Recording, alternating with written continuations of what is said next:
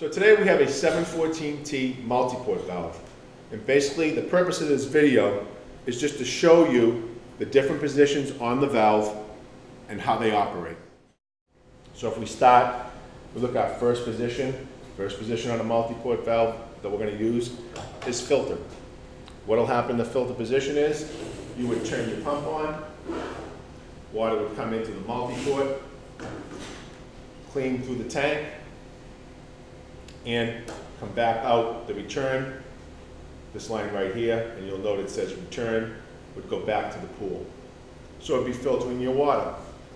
You always want to remember, anytime you move the multi-port handle, you must always shut the pump off. Never move the handle like so with the pump running and try to redirect the water. You'll end up getting hurt or damage the filter system. So we always shut the pump off first. So if we went just through this multi-port and we talked about the different positions, filter is how we would operate our pool to clean it. How long do we filter? You can get different opinions. We like to say 8 to 12 hours. The goal is to what? Turn your water over 3 times a day. Then we can also look at what? Filter position. So if we said waste. Waste would be used, water would come out this port right here, and waste is used to drop the water level of the pool. So we've had a big rainstorm. The pool is up higher than you'd like it to be. Simply shut your pump down, move the handle to waste. The water coming out of the pool would pump your pool down, bypasses the tank. So what's that mean? It means no water's coming in to the tank from the pump and is redirected by the multi-port. You'll notice we also have a position for winter in the Northeast. If you're going to close your pool down for any length of period, we just like to put it in the winter position. So let's talk about the position of backwash. So as our filter gets dirty, we have a pressure gauge. Most pressure gauges start, on average, 10 pounds of pressure is clean. It can vary, but for our discussion, we'll use 10 pounds. You'll notice that this type of pressure gauge starts clean, and when it hits 20, the gauge will move up. You know your filter tank is dirty. So what do?